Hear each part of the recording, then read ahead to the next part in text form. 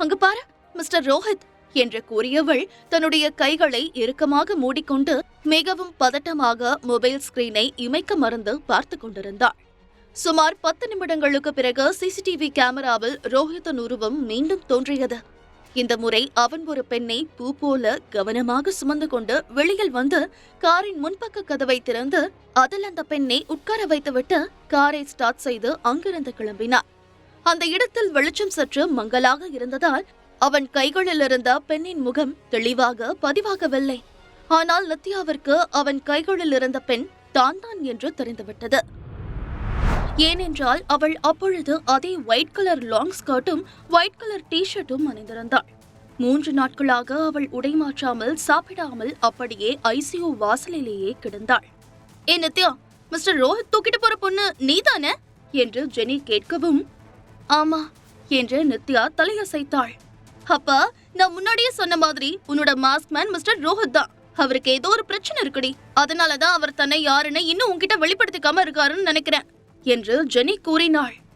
இருக்கலாம், நிச்சயமா அவர் இப்படி தன்னோட அடையாளத்தை மறைக்கிறதுக்கு ஏதோ காரணம் இருக்குன்னு நினைக்கிறேன் என்று நித்யாவும் கூறினாள். அது சரிடி, அவர் யாரோ ஒரு பொண்ணை லவ் பண்ணதான் சொன்னார் இல்லையா? அந்த பொண்ணு யாரு என்னன்னு உன்கிட்ட சொன்னாரா? அநேகமா அந்த பொண்ணுதான் உனக்கு வில்லியா இருப்பா என்று ஜெனி கேட்டாள். இல்ல என்று நித்யா மறுப்பாக தலையை அசைக்கவும், நீ ஒன்னும் கவலைப்படாத, எனக்கு நிறைய பிரைவேட் டிடெக்டிவ் ஏஜென்சி தெரியும். அவங்க கிட்ட சொல்லி மிஸ்டர் ரோஹித் யாரை லவ் பண்றாருங்கிற விஷயத்த நான் கூடிய சீக்கிரமே கண்டுபிடிச்சு சொல்றேன் என்று ஜெனி கூறினாள். உடனே அவள் கூறியதை மறுத்த நித்யா, இல்ல வேண்டாம் ஜெனி, அந்த பொண்ணு யாருன்னு நான் தெரிஞ்சுக்க விரும்பல. அதோட அவர் யாரா வேணா இருக்கட்டும், அவராலதான் நான் இந்த நிமிஷம் சந்தோஷமா இருக்கேன், எனக்கு அது போதும் என்று கூறவும், தட்ஸ் ஓகே என்று தோள்களை குலுக்கிக் கொண்ட ஜெனி, எப்படிதான் உன்னால மட்டும் இவ்ளோ நல்லவளா இருக்க முடியுதோ தெரியலப்போ. நீ எப்பவும் இதே மாதிரி சந்தோஷமா இருக்கணும், அதுதான் எனக்கு வேணும். நான் மட்டும் ஒரு பையனா பிறந்திருந்தேன்னு வச்சுக்கோ, நிச்சயமா உன்னைதான் கல்யாணம் பண்ணிருப்பேன் என்று ஜெனி கூறினாள். அவள் கூறியதை கேட்டு புன்னகைத்த நித்யா, இந்த ஜென்மத்துல முடியாது, அடுத்த ஜென்மத்துல பார்க்கலாம் என்று கூறியவள் அவளிடம் விடை பெற்று ஹாஸ்பிட்டலுக்கு வந்தாள். பெரியப்பாவிற்கு இப்பொழுது ஓரளவு குணமாக இருந்தது. ஆனால் அவரால் படுக்கையில் இருந்து எழுந்திருக்க முடியவில்லை. நல்ல வேளை மாஸ்க்மேன் அவருடைய உதவிக்காக 2 ஆண் நர்சுகளை நியமித்திருந்தார். அவர்கள் அவரை தூக்கிக் கொண்டு பாத்ரூமுக்கு செல்ல மிகவும் உதவியாக இருந்தார்கள். அவள் தன்னுடைய பெரியப்பாவை பார்ப்பதற்காக அவர் இருந்த அறைக்குள் நுழைந்தாள். அங்கு குணா பெட்டில் எழுந்து உட்கார்ந்திருந்தார். அவரை பார்த்தவுடன், எப்படி இருக்கீங்க பெரியப்பா என்று அன்புடன் விசாரித்தாள் நித்யா. நான் நல்லா இருக்கேன்டா. அம்மாடி நித்யா, இப்படி வந்து உட்காருமா. நான் இன்னும் எவ்வளவு நாளைக்கு உயிரோட இருப்பேன்னு சொல்ல முடியாது. அதுக்குள்ள இவ்ளோ நாளா என் மனசுக்குள்ளேயே பூட்டி வச்சிருந்த எனக்கு தெரிஞ்ச எல்லா விஷயத்தையும் நான் உன்கிட்ட சொல்லிடுறேன் என்று அவர் பீடிகையுடன் ஆரம்பிக்கவும், நித்யா குழப்பத்துடன் அவருடைய முகத்தை பார்த்து கொண்டே அவருக்கு அருகில் வந்து உட்கார்ந்து கொண்டாள். உங்க அப்பா சாகல நித்யா, அவர் உயிரோட தான் இருக்காரு என்று குணா கூறினார். அவர் கூறியதை கேட்டவுடன் நித்யா அப்படியே ஸ்தம்பித்து போய் நின்று விட்டாள். சிறிது நேரத்தில் சுதாரித்துக் கொண்ட அவள், என்ன பெரியப்பா சொல்றீங்க? நிஜமாவா? எங்க அப்பா தான் நான் சின்ன வயசுல இருக்கும்போதே இறந்து போயிட்டாருன்னு சொன்னீங்களே என்று அவள் நம்ப முடியாமல் கேட்கவும், இல்ல நித்யா, எனக்கே கொஞ்ச நாளைக்கு முன்னாடிதான் இந்த விஷயம் தெரிய வந்தது. நாங்க எல்லாருமே அவர் இறந்து போயிட்டதா தான் நினைச்சிட்டு இருந்தோம். ஆனா அவர் கனடாவில் இருக்கிற ஏதோ ஒரு யூனிவர்சிட்டியில வேலை பார்த்துட்டு இருக்காரு. அவர் பேரு நிதிஷ்குமார். இவ்வளவு விவரம் தான் எனக்கு தெரியும். மத்தபடி அவர் இப்ப எந்த யூனிவர்சிட்டியில வேலை பார்த்துட்டு இருக்காரு, எங்க தங்கி இருக்காரு, இதெல்லாம் எதுவும் எனக்கு தெரியாது. உங்க அம்மா கர்ப்பமா இருக்கும்போது உங்க அப்பா அவளை விட்டு பிரிஞ்சு போயிட்டாரு. அப்ப போனவர் தான், அதுக்கப்புறம் வரவே இல்ல. இங்க உங்க அம்மா அவரையே நினைச்சுக்கிட்டு இருந்தா. நீ பிறந்த உடனே அவளும் போய் சேர்ந்துட்டா. அதனால உங்க அப்பாவை பத்தின எந்த டீட்டெயில்ஸும் எங்களால கண்டுபிடிக்க முடியல. இப்ப சமீபத்துல என்னோட தூரத்து தம்பி ஒருத்தன் கனடாவுக்கு போனா. அவன் தான் இந்த விஷயத்தையும் என்கிட்ட சொன்னான். இத உன்கிட்ட சொன்னா நீ இதை எப்படி எடுத்துப்பியோன்னு எனக்கு டவுட்டா இருந்துச்சு. அதனாலதான் நான் உன்கிட்ட சொல்லல என்று குணா கூறினார். இவ்வளவு நாட்களாக தன்னுடைய பெரியப்பாவை தவிர தனக்கென்று எந்த சொந்தமும் இல்லை என்று நினைத்து கொண்டிருந்த நித்யாவிற்கு தன்னுடைய அப்பா இன்னும் உயிருடன் இருக்கிறார் என்ற செய்தி மிகப்பெரிய அதிர்ச்சியாக இருந்தது. அவரை பற்றிய மேலும் விவரங்களை அவள் தெரிந்து கொள்ள விரும்பினாள். அதனால் அவள் தன்னுடைய மொபைலை எடுத்து குணா தன்னிடம் கூறிய அனைத்து விஷயங்களையும் மாஸ்க்மேனுக்கு அனுப்பிவிட்டு குணாவிடம் சிறிது நேரம் பேசிக் கொண்டிருந்து விட்டு அங்கிருந்து வீட்டுக்கு கிளம்பினாள். அன்று இரவு, பேபி கேர்ள், நீ எவ்வளவு அழகா இருக்க தெரியுமா? உன்னை வெளியில விடவே எனக்கு மனசு வரல. என்னோட மொபைல் மாதிரி உன்னை எப்பவும் என் கூடவே வச்சுக்கணும்னு நான் ஆசைப்படுறேன் என்று கூறினான். அவன் கூறியதை கேட்டவுடன் வெட்கப்பட்டு சிரித்த நித்யா, உங்களுக்கு மிஸ்டர் ராகவ தெரியுமா என்று கேட்டாள். தெரியும்னு நினைக்கிறேன் என்று அவன் ஒரு தெளிவற்ற பதிலை கூறினான். ராகவும் மாஸ்க்மேனும் ஒரே குடும்பத்தை சேர்ந்தவர்கள். வேண்டுமென்றேதான் அவன் தன்னிடம் அவ்வாறு கூறுகிறான் என்பதை புரிந்து கொண்ட அவள், சரி அவரை விடுங்க, எனக்கு ஒரு டவுட், நான் அக்ஷயா மேல கேஸ் போட முடியுமா என்று கேட்டாள். அக்ஷயா மேல என்ன கேஸ் போட போற என்று கேட்டான். பாவம் எங்க பெரியப்பா, அவர்கிட்ட இவ ஏட கூடமா பேசி அவரை டென்ஷன் படுத்தி அவர் மேல சுடு தண்ணிய கொட்டிருக்கா. அது மட்டும் இல்ல, அவர் இன்னும் சாகலையான்னு என்கிட்டயே கேட்டா. அதனாலதான் அவ மேல கேஸ் போடலாமான்னு கேட்டேன் என்று நித்யா கேட்கவும், நீ என்ன நினைக்கிறேன்னு என்னால புரிஞ்சுக்க முடியுது. ஆனா கோர்ட்டை பொறுத்த வரைக்கும் எல்லாத்துக்குமே எவிடன்ஸ் தான் கேட்பாங்க. அவ பேசுனதுக்கோ இல்ல வெந்நீரை தூக்கி ஊத்துனதுக்கோ எந்த எவிடன்ஸும் கிடையாது. வேணும்னா உயிருக்கு போராடிட்டு இருக்கிற ஒருத்தருக்கு ஹெல்ப் பண்ணாம வேடிக்கை பார்த்துட்டு இருந்தான்னு வேணா கேஸ் போடலாம். ஏன் அவளை பழி வாங்கணும்னு நினைக்கிறியா? நான் வேணா உனக்கு வேற ரூட்ல ஹெல்ப் பண்ணவா பேபி கேர்ள் என்று அவன் கேட்டான். இல்ல வேண்டாம், நானே பாத்துக்கிறேன். எங்க பெரியப்பா என்ன வீட்டுக்கு கூட்டிட்டு வந்த உடனே பெரியம்மா அவர்கிட்ட கோபிச்சுக்கிட்டு பிரிஞ்சு போயிட்டாங்க. என்னையும் அக்ஷயாவையும் வளர்க்க அவர் ரொம்ப கஷ்டப்பட்டாரு. இப்ப அக்ஷயாவும் அவங்க அம்மாவும் ஒன்னு சேர்ந்துக்கிட்டு அவரை ஏதாவது பண்ணிடுவாங்களோன்னு எனக்கு பயமா இருக்க.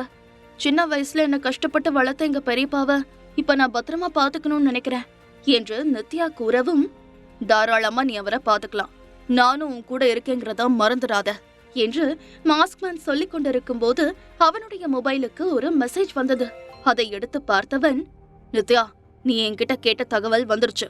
மிஸ்டர் நிதிஷ்குமார், வயசு 52, கனடாவில் இருக்கிற டெக்சாஸ் யூனிவர்சிட்டியில ஒர்க் பண்ணிட்டு இருக்காரு.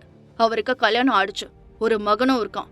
அவர் வைஃபை பத்தி எந்த டீட்டெயிலும் கலெக்ட் பண்ண முடியல என்று மாஸ்க்மேன் சொல்லவும், அவன் கூறியது அனைத்தையும் அமைதியாக நித்யா கேட்டுக்கொண்டிருந்தாலும் அவள் இதயம் ஆவேசமாக துடித்துக் கொண்டிருந்தது. அவளுடைய முகத்தை உற்று பார்த்தவன், நீ இப்ப என்ன நினைக்கிற பேபி கேர்ள் என்று கேட்டான். அவருக்கு கல்யாணம் ஆகி ஒரு ஃபேமிலி இருக்கு.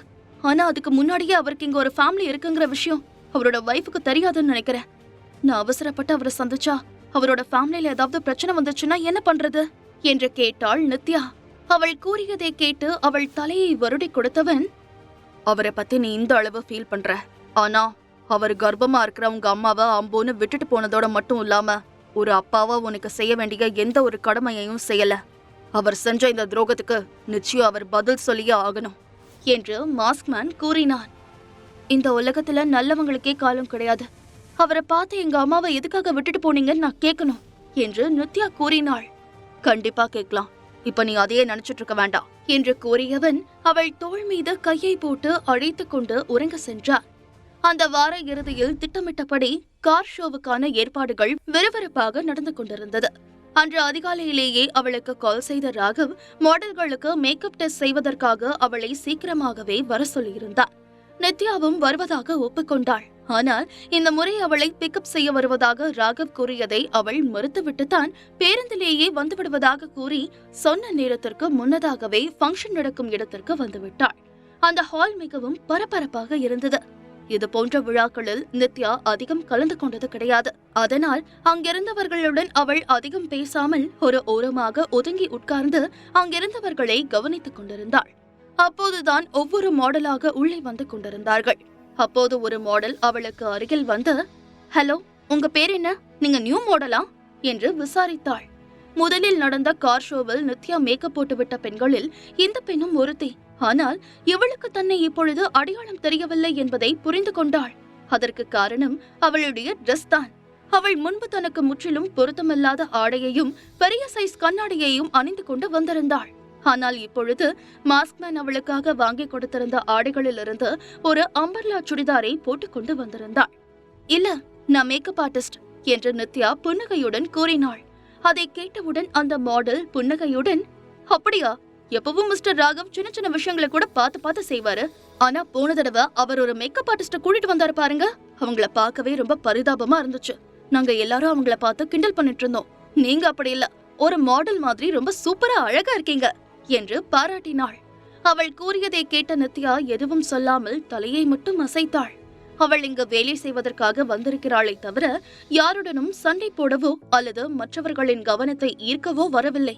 அதனால் அவள் அமைதியாக இருந்தாள். இந்த கார் மாடல் ஷோவில் 30 மாடல்கள் கலந்து கொள்வதாக இருந்தார்கள். காலை 10 மணிக்குள் அனைத்து மாடல்களும் வந்துவிட்டார்கள். அவர்களை தொடர்ந்து ராகவும் வந்துவிட்டான். அவ்வளவு நேரம் கசகசவென்று சத்தமாக இருந்த அந்த இடம் ராகவை பார்த்தவுடன் அப்படியே கப் சிப் என்று மாறிவிட்டது. உள்ளே நுழைந்தவுடன் அவன் கண்கள் பரபரப்பாக யாரையோ தேடியது. ஒரு ஓரமாக உட்கார்ந்திருந்த நித்யாவை பார்த்தவுடன் அவன் முகம் மாறியது. அங்கே நின்றவாறே தன்னுடைய ஆள்காட்டி விரலை நீட்டி, "ஏ, இங்க வா" என்று கட்டளையிட்டான். உடனே அங்கிருந்த அனைவரின் பார்வையும் நித்யாவின் மீது திரும்பியது. ஐயோ பாவம், இன்னைக்கு இந்த மேக்கப் ஆர்டிஸ்ட் மிஸ்டர் ராகவ் கிட்ட மாட்டிக்கிட்டா. இன்னைக்கு இவன் நல்லா வாங்கி கட்டிக்க போறா என்று ஒரு மாடல் தனக்கு அருகில் இருந்தவளிடம் கிசுகிசுத்தாள். ஆமா, அந்த பொண்ணை பார்க்கும்போதே ரொம்ப அப்பாவியா இருக்கு. இவர் இந்த மாதிரி யாராவது ஒருத்தர் கிடைச்சா போதும், அன்னைக்கு முழுக்க அவங்கள வச்சு செஞ்சிருவாரு. இன்னைக்கு இந்த பொண்ணு மாட்டிக்கிச்சு போல என்று அந்த பெண்ணும் கூறினாள். அதற்குள் நித்யா எழுந்து ராகவருக்கு அருகில் சென்று, "என்னை கூப்பிட்டீங்களா மிஸ்டர் ராகவ்?" என்று கேட்டாள்.